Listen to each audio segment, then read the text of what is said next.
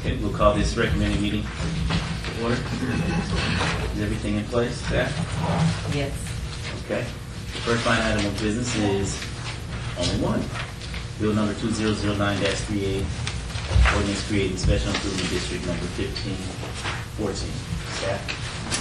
This is a standard SID creation ordinance. Everything's in order. I believe we have SID staff here if you have any questions. Recommend approval. Okay. I'd like to open up for any public comment at this time. Anyone here wishing to speak, please come to the microphone, state your name Any particular one? and address for the record. You have 3 to choose from. Just pull the microphone in front. Speak loud and clear. Okay, my name's Tim Murphy. I'm property owner at 7900 Kiowa Circle, 89149. My name's Tim Murphy. I had some questions on this project being coming up. A little clarification. I believe it's to take away the step at between Leggett and Cimarron. Is that correct? That is correct. And is it going to also go around the corners of Leggett and Cimarron? Staff? I don't know. Staff?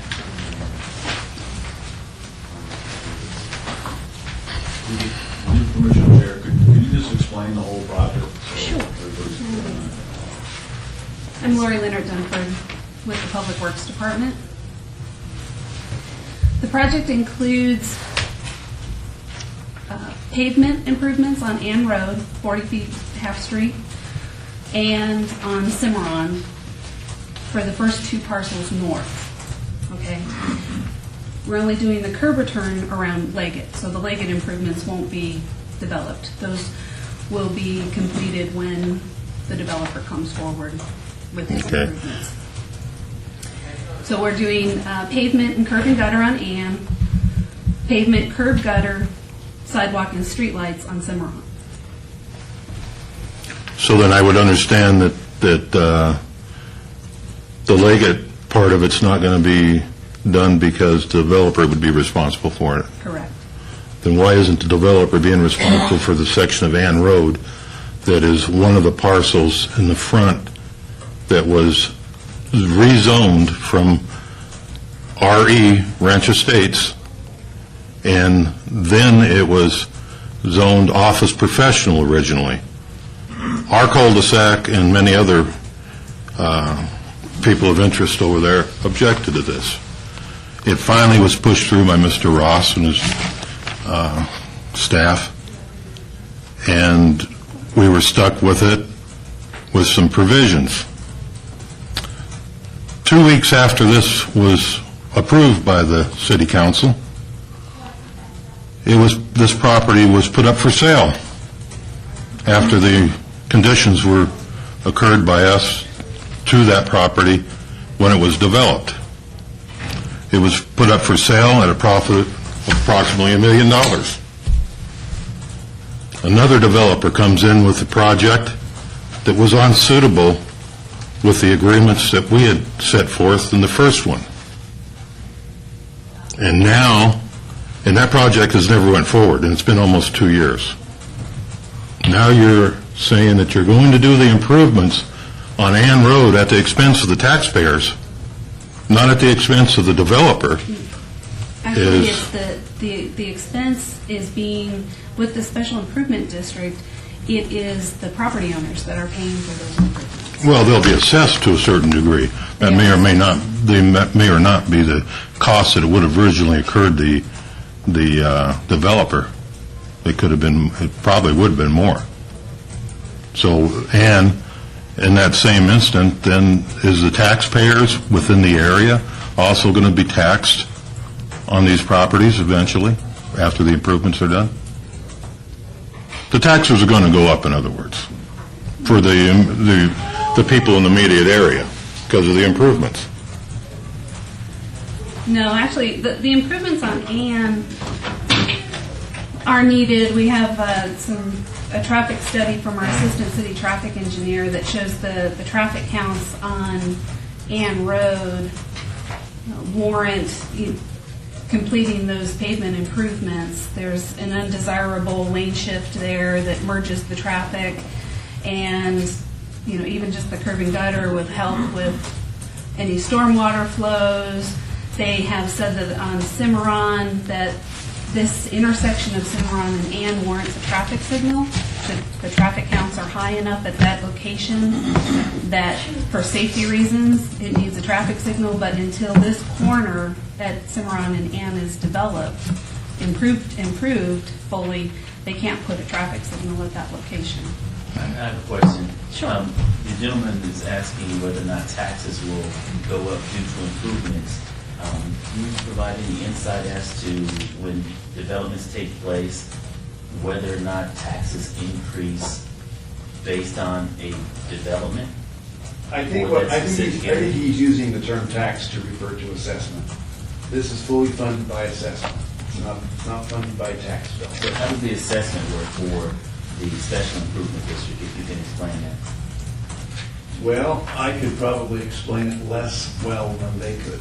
Okay, well, if you will, explain the special improvement district. Sure. My And how the pleasure. process works. How the process works, through the Nevada revised statute, they allow placing special assessments on properties for these types of improvements, these off-site improvements within the public right-of-way. Our engineering group, this was an in-house design project. They prepare the plans, the cost estimate, and based on that, we go to the property owners, ask them if they would like any other additional improvements, such as water laterals, sewer laterals to improve their properties, driveways. And then those costs are assessed proportionately to each of the property owners based on the improvements they receive. So let me Those stop costs. you there. Let me stop you there. That's charged to the property owner. Let me stop you there and ask you specifically, who are these charges being assessed to? The property owner. It is actually on the property. It's an assessment on the property. So if the property is So sold, only those property it owners goes. that agree to the special improvement. And in this case, there are two exceptions in the statute that allow us to move forward with the improvements. This is one of those exceptions where there's less than a half a mile between like improvements. So everywhere else along Ann Road, we have curb gutter, sidewalk, streetlights, the full pavement section. And in this particular section, this is the only piece, and it's approximately 600 feet between Ann and Leggett that's missing. So everyone along that 600-foot right-of-way will be those Charged. who will be imposed the assessment. Correct. But there again, you're saying that that's the only one, but as soon as you hit Durango all the way to the 215, you create another step because none of that's been improved. All those are still, it creates another step, but it's on the other side of Durango, all the way up to the 215, And I believe that it maybe... which is several miles. It is Clark County. That's Clark County right away. Okay. And you talk about I don't know what the stats were on the traffic right in that area? At Ann and Durango, there's 10,000 vehicles per day at that intersection. At Ann and Cimarron, there's 15,000 vehicles per day. As you move a little further to the east, Ann and Centennial Center, 25,000 vehicles per day. And then once you get to the US 95 and Ann, it's 38,000 vehicles per day. Well, it brings it. I was also on a assessment on Ann and Jones here about 3 years ago. We were all assessed for those properties, and actually they were assessed at commercial when they got the subsidies for doing those right-of-ways and stuff. And although it never got, we went to the plan review with 15 homeowners at Ann and Jones, and because of Mr. Ross's position on that, there was an interlocutory agreement. We went through all the motions on the 5-year plan review. The county commissioners all approved it. As far as the commission, the Citizens Advisory Committee, there was no opposition to our request to have that office professional. Our studies were 18,000 cars per day going through there, and we were denied by the city council, one man. This is just, and this is a special interest of, as far as we're concerned, is allowing them developers to have something done for free. Not that it's free, they're going to get assessed, but it's not going to be at the cost that it would have cost them. And that was the agreement when that project was done, that those developers were to develop that property proper at their own expense. And now it's coming on to the others, taxpayers, and sooner or later, it will increase taxes on every house that's around there, because it's an improvement, supposedly. I have a question for staff. When a developer or property owner comes in and requests a rezoning and receives it from the council, is there anything that we can do to prevent that developer from placing the property up for sale? No, this is America. Well, I bring that up because the gentleman Yeah. had brought that point. You know, it's a sore spot for people who you know, see one developer and then see it change hands, but it would be unconstitutional, what they call it, alienation of restriction, to put any limit on somebody to sell their property. And when that was questioned at the city council, they have a right to make a profit. And this was less than a month after the deal was done. Okay. Yeah. Do you have any further questions, sir, or comments? I have one question. Is the other property still under private, or the corner property at Cimarron, is it still owned by the single homeowner, or did the developer buy that one too? No, there's 3 separate property owners, 5 Okay. parcels, but 3 separate property owners. So I have a question for you. Are you in opposition to? I'm in opposition to it to the degree that somebody's benefiting, again, which would be the developer, I feel, by the city. In opposition to the improvement? No, I said, no, the step probably needs to be done. I'm not saying it doesn't need to be done. But it just comes when something's brought up by the same people that pushed the development in the first place. I have worries that somebody else is profiting by our concerns because we objected to the project to begin with. And I can't understand, I don't know what was brought up to us when the 15 homeowners along Jones and Ann Road that asked on that 5-year plan review, that we were denied basically called spot zoning. Now, I don't know what spot zoning is if you've taken a piece that was 3 pieces that were originally RE Ranch Estates and allowed it to go off as professional. The only piece that's commercial is across the street from it. If anybody's been around here for over 30 years, that piece was called Los Rancheros. I don't know if anybody remembers what that was, but it was owned by the fathers of this town, the Lambs. It was the only piece out there that was ever made commercial, unconditional, through their positions within the state and the city. And now, we're getting a virus that nobody else can enjoy unless you're connected. That's my opinion there. Well, thank you for your comment. Mhm. Okay. Is there anyone else wishing to be heard at this time? Please approach the microphone and state your name for the record. If I may, Sheila Lambert with Councilman Steve Ross's office. I wanted to just make sure I can put some history on the record. We have C1 and tavern zoning across the street, and when this property was zoned office professional, it was really important that for the city council that these off-site improvements were done as quickly as possible because of public safety issues within this area, because it's the only sawtooth.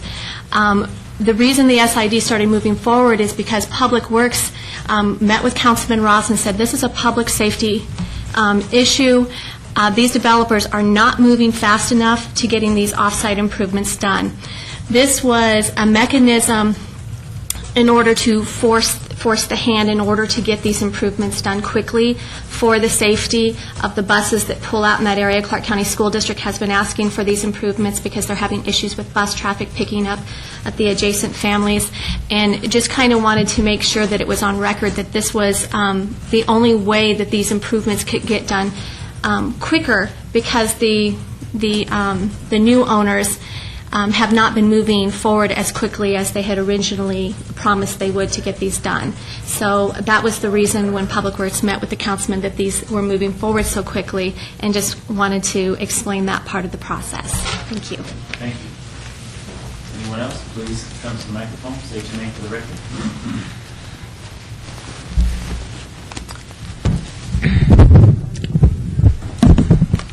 Juanita Clark, Charleston Neighborhood Preservation. We just have a couple of questions. The word exception was mentioned. Can you tell what that exception is? Sure. The statute provides for 2 exceptions to, regardless of the number of protests in the district, the governing body can move forward with the special improvement district with 2 exceptions. One is if there's less than a half mile, 2,640 feet between like improvements, and that's where this district applies.